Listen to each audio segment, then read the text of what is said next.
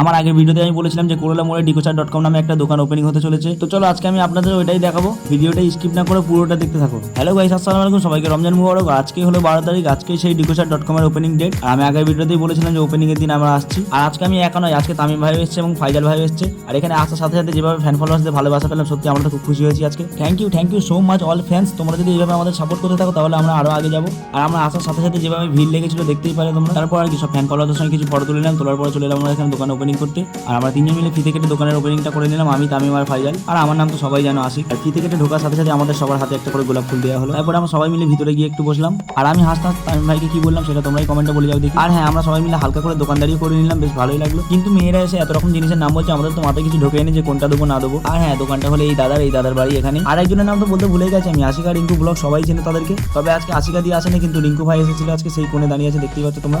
আর আজকে ওপেনিং এর দিনে এত কাস্টমার আসবে সেটা কেউই ভাবতে পারিনি আমরা, দেখতেই পাচ্ছ ভিতরে পুরো জাম, আবার বাইরেও এত লাইন।